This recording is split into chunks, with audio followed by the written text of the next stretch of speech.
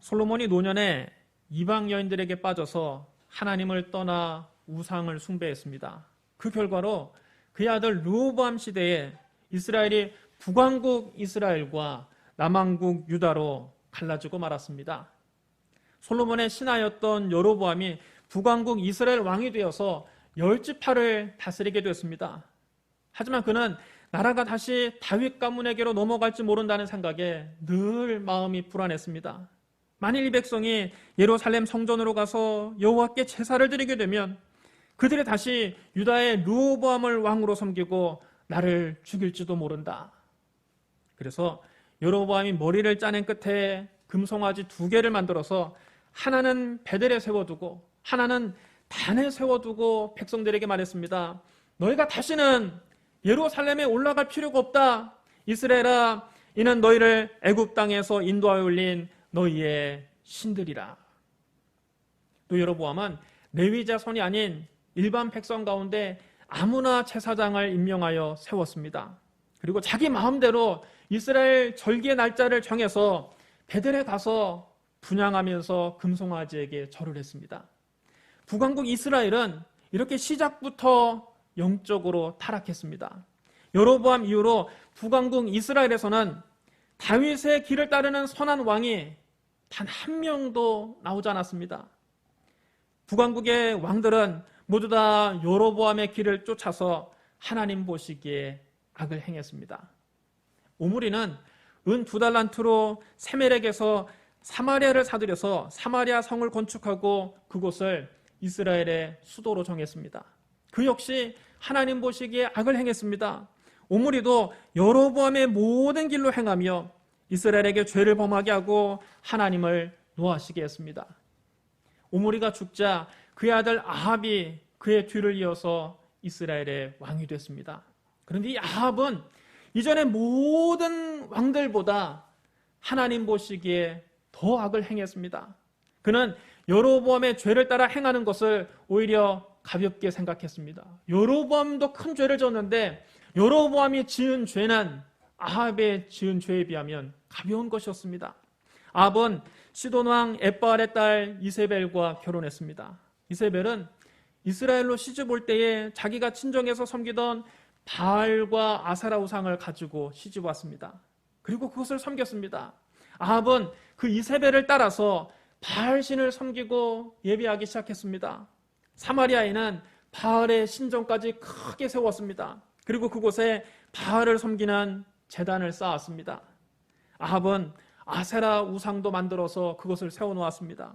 아합은 자기만 우상을 섬긴 것이 아니라 모든 백성들도 바알과 아사라를 섬기게 했습니다. 이제 사람들은 바알과 아사라가 이스라엘을 지켜준다고 생각하기 시작했습니다.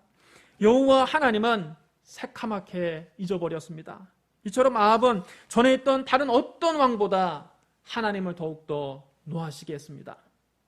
거의 모든 이스라엘 백성들이 하나님을 잊었지만 하나님을 잊지 않은 소수의 사람들도 있었습니다. 그 가운데 길르앗 땅 디셉 사람 엘리야도 있었습니다. 엘리야는 하나님의 종으로 선택된 선지자였습니다. 그는 매우 용감한 사람이었습니다. 아무도 아합 왕의 잘못을 지적하지 못했는데 엘리야는 아합 왕을 찾아가서 담대하게 이렇게 말합니다. 내가 섬기는 이스라엘 하나님 여호와께서 살아계심을 두고 맹세하노니 내 말이 없으면 수년 동안 비도 이슬도 있지 아니하리라. 아합 왕이 하나님을 떠나서 이방 신들을 섬기고 하나님 말씀에 순종하지 않았기 때문에 하나님께서 이스라엘에 벌을 내리셔서 앞으로 몇 년 동안은 비도 내리지 않고 이슬조차 없을 것이라는 말씀입니다. 왜 하나님께서는 이스라엘에 비를 내리지 않는 벌을 내리셨을까요? 당시 가나안 사람들은 바알이 하늘에서 비를 내려주고 농작물이 잘 자라게 해주는 풍요의 신이라고 믿고 있었습니다. 이스라엘 백성들은 가나안 땅을 정복하고 난 다음 가나안의 7족속을 모두 쫓아내지는 않았습니다. 그들은 가나안 사람들과 섞여 살면서 그들과 함께 농사를 지으면서 바알이 비를 내려준다는 그 가나안 사람들의 생각에 조금씩 동화되어 갔던 것입니다. 이 하나님께서는 가나안 사람들이 섬기고 또 이스라엘 사람들이 따라 섬기는 그 비와 풍요의 신으로 믿고 있는 바알을 하나님이 심판하신 겁니다. 너희가 그렇게 믿고 의지하는 바알신에게 어디 한번 빌어봐라. 그러나 내가 허락하지 않으면 몇 년 동안 이 땅에 비도 내리지 않고 이슬조차 없을 것이다. 하나님께서 몇 년 동안 비가 내리지 않게 하심으로 이스라엘 백성들이 비와 풍요의 신으로 믿고 의지하는 바알이 거짓되고 헛된 우상에 불과하다는 것을 하나님이 증명해 보이시려는 겁니다. 그러나 아합 왕은 이 엘리야의 말을 듣고 콧방귀를 뀌었습니다. 이보게 엘리야, 뭐라고? 앞으로 몇 년 동안 비가 오지 않을 거라고? 그게 네 생각처럼 되겠느냐? 어디 마음대로 한번 떠들어봐라. 그런데 정말 그 후로 몇 년 동안 비가 오지 않는 겁니다. 그들이 바알에게 아무리 비를 내려달라고 빌어도 하늘에서 비가 한 방울도 내리지 않는 겁니다. 땅이 거북이 등처럼 쫙쫙 갈라지기 시작했습니다. 강도 말라버렸습니다. 호수도 말라버렸습니다. 들판에는 곡식한 털 자라지 않습니다. 풀 한 폭이 자라나지 않기 시작합니다. 가축들이 먹을 것이 없어서 픽픽 쓰러집니다. 사람들도 먹을 것이 없어서 굶주렸습니다. 엘리야 선자를 통해서 주신 하나님 말씀이 그 땅에 그대로 이루어진 겁니다. 그제야 아합 왕은 엘리야의 말이 거짓말이 아니었음을 깨닫게 되었습니다. 그는 엘리야가 진짜 하나님의 종이라는 것을 알게 됐습니다. 당장 엘리야를 불러오너라. 아합 왕이 화가 나서 소리쳤습니다. 엘리야를 잡아다가 당장 비가 내리도록 해라. 왕의 신하들이 두려워서 엘리야를 찾기 시작했습니다. 나라 구석구석을 뒤지며 엘리야를 찾아다녔습니다. 그러나 어디를 가도 엘리야를 찾을 수가 없었습니다. 엘리야를 본 사람이 있는지 물어봐도 엘리야를 봤다는 사람조차 없었습니다. 엘리야는 도대체 어디로 사라진 걸까요? 그때 엘리야는 하나님이 예비해 주신 곳에서 잘 지내고 있었습니다. 아합 왕이 엘리야 선지자를 잡아들이라고 명령하기 전에 하나님께서 먼저 엘리야에게 말씀하셨습니다. 너는 여기서 떠나 동쪽으로 가서 요단 앞 그리 시냇가에 숨고 그 시냇물을 마시라. 엘리야는 하나님이 명령하신 대로 했습니다. 그는 요단강 동쪽에 있는 그리 시냇가에 가서 살았습니다. 그곳은 사람들이 찾을 수 없는 깊고 깊은 숲속이었습니다. 온 이스라엘의 가뭄이 들어서 물을 구할 수 없었지만 희한하게 그곳에는 시원한 시냇물이 흘러갔습니다. 엘리야는 매일 시원한 시냇물을 마셨습니다. 하나님을 잘 섬기는 사람은 극심한 가뭄 가운데도 하나님께서 돌봐주십니다. 요즘 코로나로 많이들 어렵다고 합니다. 전 세계가 불황이라고 합니다. 그러나 아무리 불황이랄지라도 하나님을 잘 섬기는 사람은 하나님이 그를 돌봐주시고 책임져 주시는 것입니다. 온 이스라엘에 가뭄이 들어서 물도 구할 수가 없고 식량도 구할 수 없었지만 하나님의 사람 엘리야는 그리 시냇가에서 마음껏 시원한 물을 마시며 지낼 수 있었습니다. 그러면 먹을 것은 어떻게 해결했을까요? 물은 그 그리 시냇가에서 나오는 샘물을 먹고 마셨다지만 먹을 건 어떻게 먹었을까요? 하나님께서 엘리야에게 말씀하셨습니다. 내가 까마귀들에게 명령하여 거기서 너를 먹이게 하리라. 까마귀들이 아침에도 떡과 고기를, 저녁에도 떡과 고기를 가져왔습니다. 엘리야는 까마귀들이 갖다 준 떡과 고기를 먹으면서 평안하게 지낼 수 있었습니다. 하나님이 그를 먹이시고 하나님이 그를 마시게 하신 겁니다. 하지만 가뭄이 오랜 세월 계속되자 그 그리 시냇가도 말라버렸습니다. 몇 년 동안 비가 오지 않으니 이제는 지하수조차 다 말라버린 겁니다. 이제는 그리 시냇가에도 물이 없고 까마귀도 더 이상 오지 않았습니다. 그래도 믿음의 사람은 걱정할 필요가 없습니다. 염려할 필요가 없습니다. 하나님께서 반드시 다른 길을 예비해 놓기 때문입니다. 영어 속담에 하나님이 문을 닫으실 때는 창문을 열어놓으신다, 이런 속담이 있습니다. 하나의 문이 닫히면 또 다른 문이 열리는 것입니다. 그리 시냇가에 물이 마르자 하나님께서 엘리야에게 말씀하셨습니다.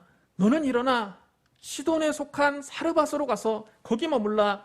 내가 그곳 과부에게 명령하여 너에게 음식을 주게 하였느니라. 엘리야가 이 하나님의 음성을 듣고 사르밧으로 갔습니다.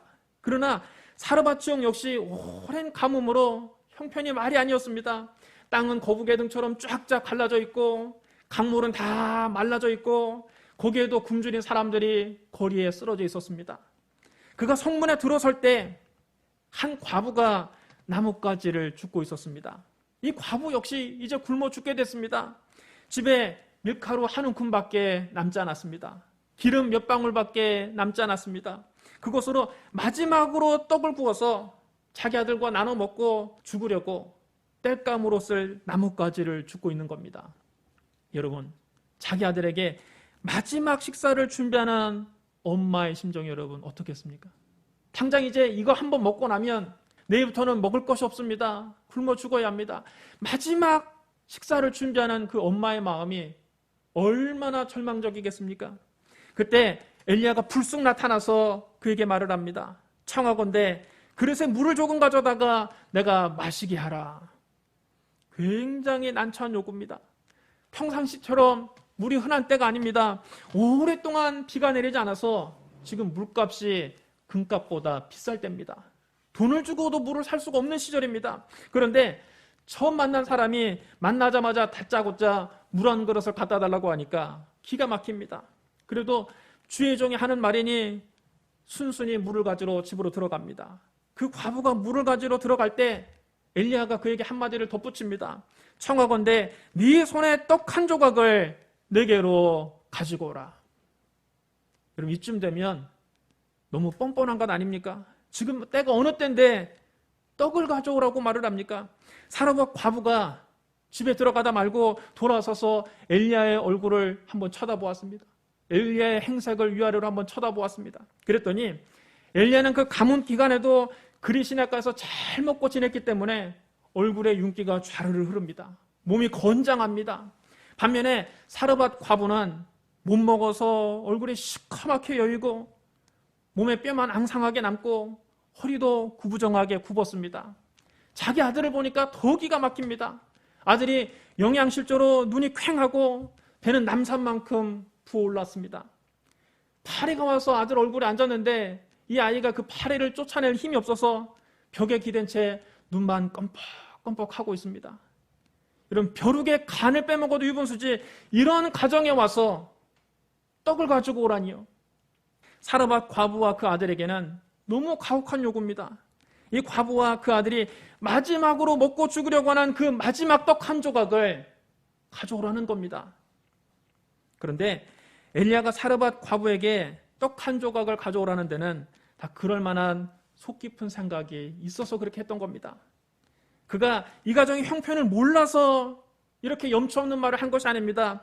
엘리야가 이렇게 어려운 가정에 찾아와서 네 손에 떡 한 조각을 내게로 가져오라 말할 수 있었던 것은 그가 하나님의 말씀을 받았기 때문입니다. 하나님께서 엘리야에게 뭐라고 말씀하셨습니까? 너는 일어나 시돈에 속한 사르밧으로 가서 거기 머물라. 내가 그곳 과부에게 명령하여 너에게 음식을 주게 하였느니라.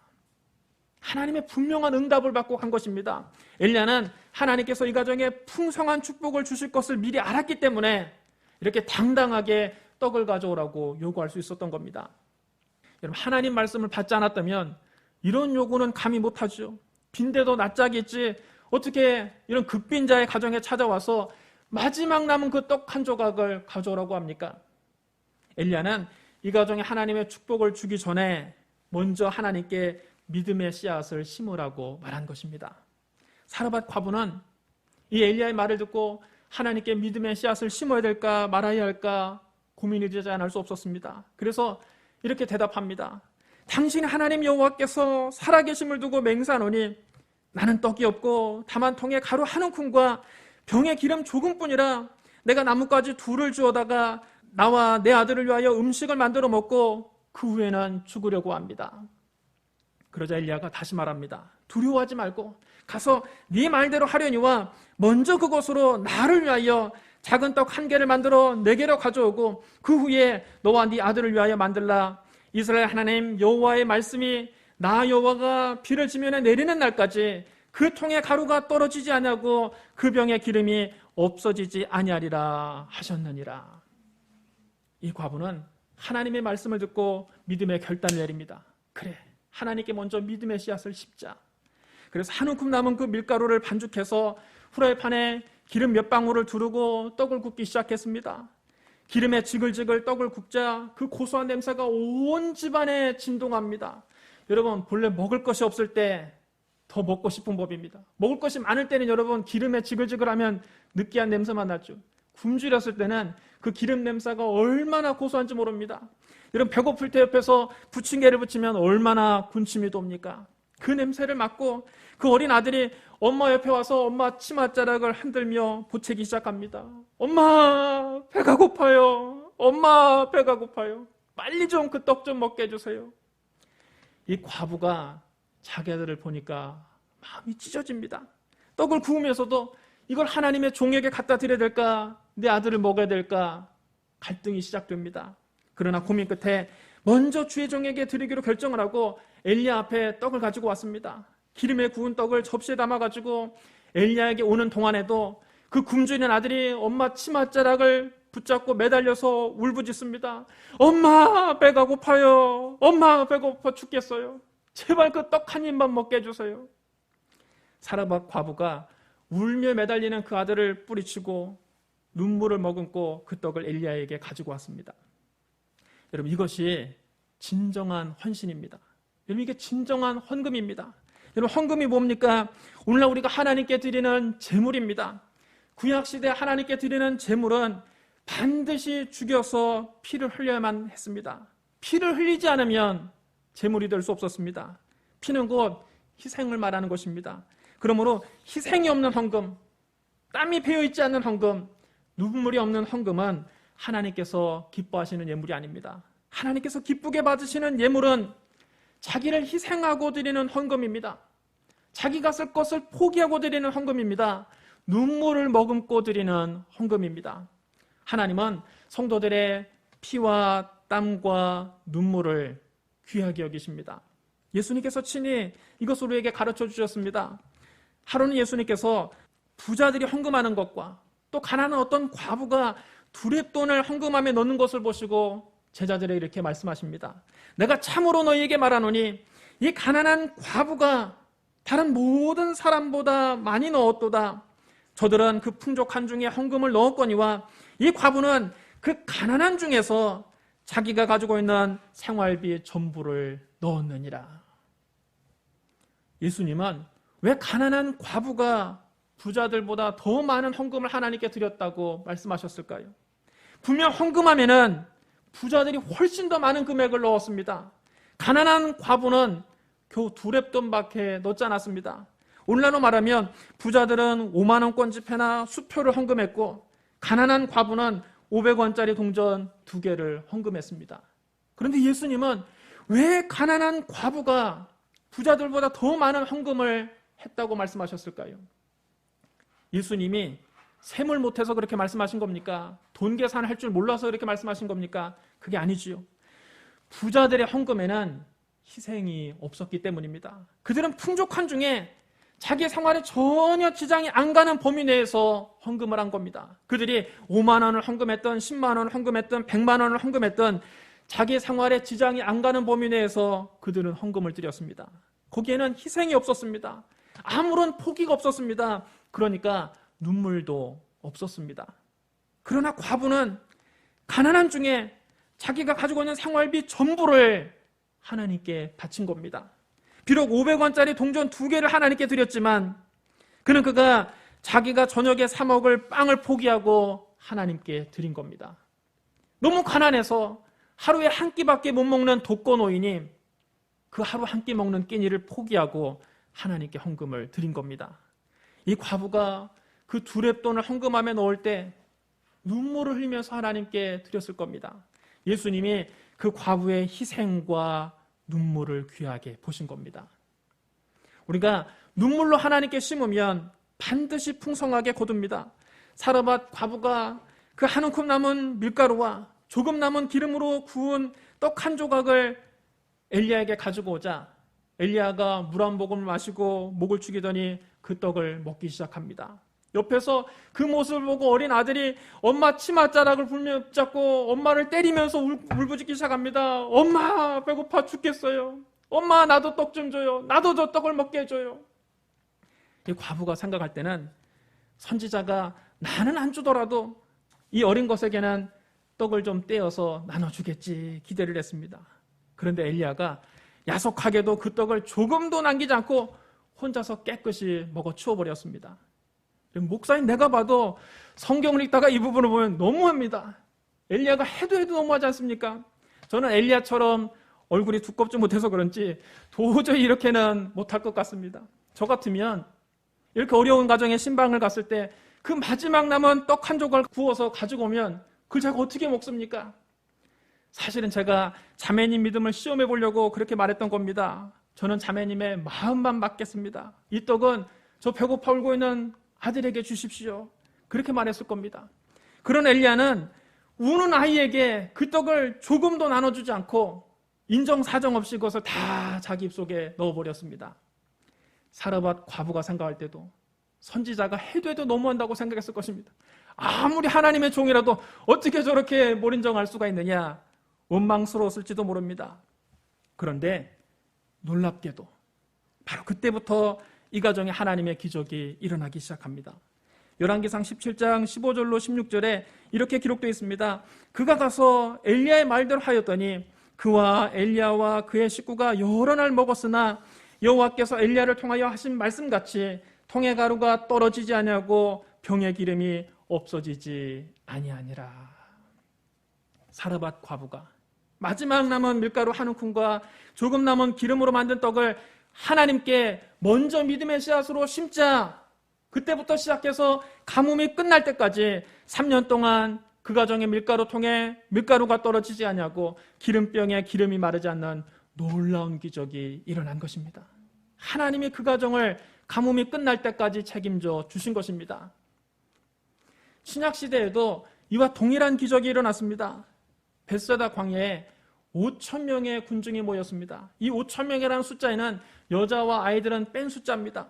여자와 아이들까지 합친다면 최소한 그 사막에 2만 명이 넘는 사람이 예수님 말씀을 듣기 위해 모인 겁니다. 그들이 예수님 말씀도 듣고 병도 고침받다 보니까 어느새 시간이 흘러서 저녁이 되었습니다.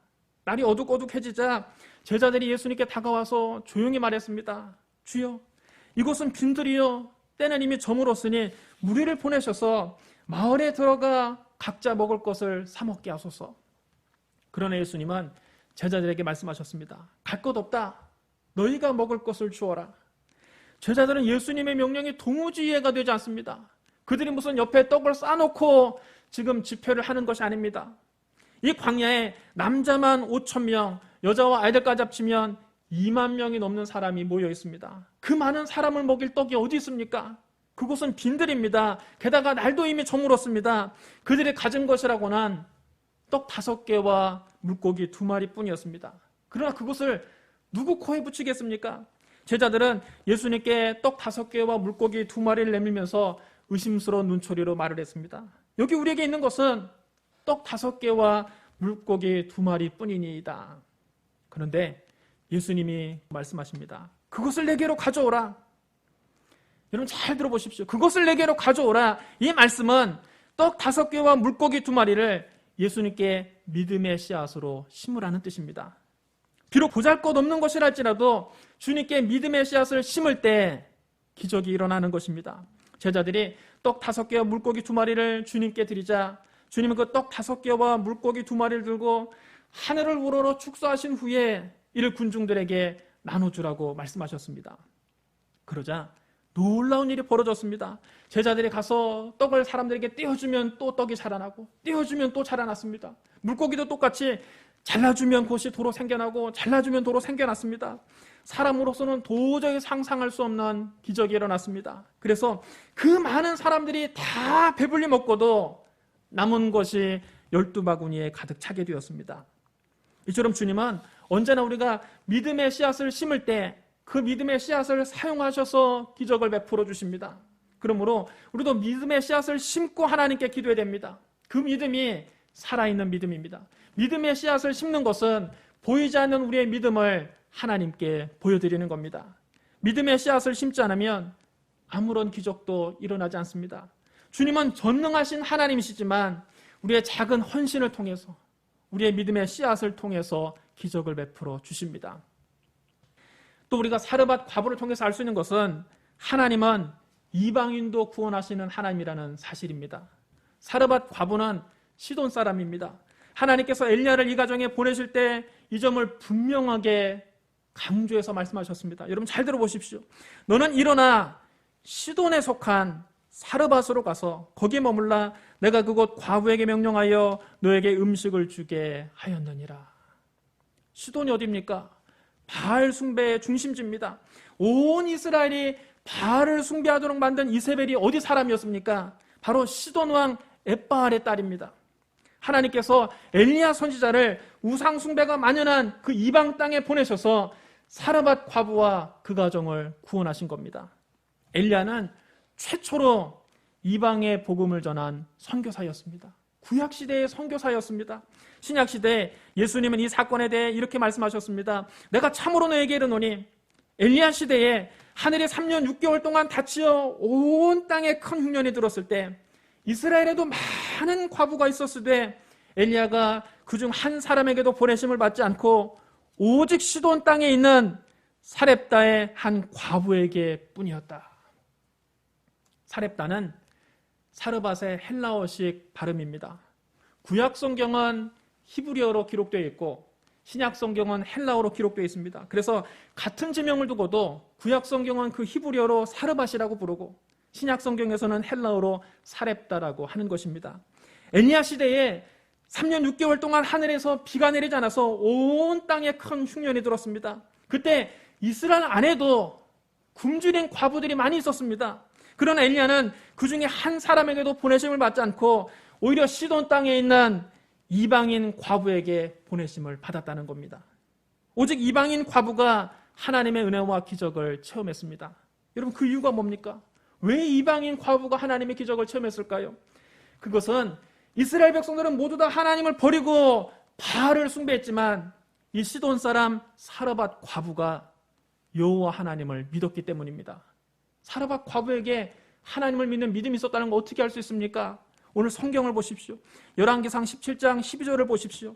그가 이르되 당신 하나님 여호와께서 살아계심을 두고 맹세하노니.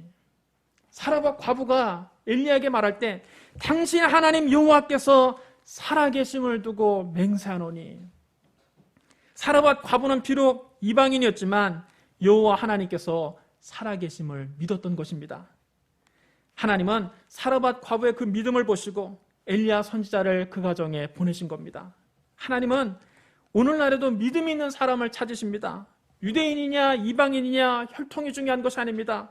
로마서 3장 29절에 이렇게 기록되어 있습니다. 하나님은 다만 유대인의 하나님이시냐 또한 이방인의 하나님은 아니시냐 진실로 이방인의 하나님도 되시느니라. 하나님은 유대인만 사랑하시는 것이 아니라 이방인도 사랑하십니다. 예수 그리스도를 믿음으로 말미암아 구원받는 복음에는 유대인이나 이방인이나 차별이 없습니다. 로마서 3장 20절로 22절에 이렇게 기록되어 있습니다. 그러므로 율법의 행위로 그의 앞에 의롭다 하심을 얻을 육체가 없나니 율법으로는 죄를 깨달음이니라. 이제는 율법 외에 하나님의 한 의가 나타났으니 율법과 선지자들에게 증거를 받은 것이라. 곧 예수 그리스도를 믿음으로 말미암아 모든 믿는 자에게 미치는 하나님의 의니 차별이 없느니라. 하나님은 지구상의 모든 인류가 다 구원받고 진리를 알게 되기를 원하십니다. 디모데전서 2장 4절에 이렇게 기록되어 있습니다. 하나님은 모든 사람이 구원을 받으며 진리를 아는 데 이르기를 원하시느니라. 그래서 부활하신 예수님의 마지막 명령은 선교였습니다. 너희는 온 천하에 다니며 만민에게 복음을 전파하라. 그러므로 너희는 가서 모든 민족을 제자로 삼아 아버지와 아들과 성령의 이름으로 세례를 베풀고 내가 너에게 분부한 모든 것을 가르쳐 지키게 하라. 볼지어다 내가 세상 끝날까지 너희와 항상 함께 있으리라. 유대인만 아브라함의 자손이 아닙니다. 예수 그리스도를 믿고 세례를 받은 사람은 다 아브라함의 자손입니다. 믿음이 있는 사람들은 다 아브라함과 함께 복을 받습니다. 갈라디아서 3장 7절로 9절에 이렇게 기록되어 있습니다. 그런즉 믿음으로 말미암은 자들은 아브라함의 자손인 줄 알지어다. 또 하나님이 이방을 믿음으로 말미암아 의로 정하실 것을 성경이 미리 알고 먼저 아브라함에게 복음을 전하되 모든 이방인이 너로 말미암아 복을 받으리라 하였느니라. 그러므로 믿음으로 말미암은 자는 믿음 있는 아브라함과 함께 복을 받느니라. 하나님께서 유대인과 이방인을 차별하지 않으시기 때문에 오늘 한국 사람인 저와 여러분도 예수 그리스도를 믿고 하나님의 자녀가 된 줄로 믿습니다. 사랑하는 성도 여러분, 진정한 헌신은 자기를 희생하고 눈물로 믿음의 씨앗을 심는 겁니다. 우리가 하나님께 믿음의 씨앗을 심으면 하나님께서 반드시 풍성하게 거두게 하십니다. 하나님은 결코 우리를 실망시키지 않습니다. 사르밧 과부의 희생과 헌신을 기쁘게 받으시고 그 통에 가루가 떨어지지 않고 그 병에 기름이 마르지 않게 하신 하나님께서 믿음으로 오늘 이 자리에 나온 여러분에게 아브라함의 복을 넘치게 부어주시기를 주님의 이름으로 축복합니다. 우리 기도하겠습니다. 사랑이 많으시고 거룩하신 하나님 아버지, 하나님 우리의 믿음을 보시고 풍성하게 채우시는 분이심을 믿습니다. 주님, 우리가 생명을 얻되 더 풍성히 얻게 하시는 분이심을 믿습니다. 오늘 주님 앞에 우리 믿음의 씨앗을 심습니다. 우리에게 남은 마지막 떡 한 조각을 주님께 드립니다. 우리의 피와 땀과 눈물을 주님께 바칩니다. 주님 기쁘게 받으시고 사랑하는 주의 백성들에게 하늘 문을 여시고 복을 쌓을 것이 없도록 부어주시옵소서. 예수님 이름으로 축복하며 기도드리옵나이다. 아멘.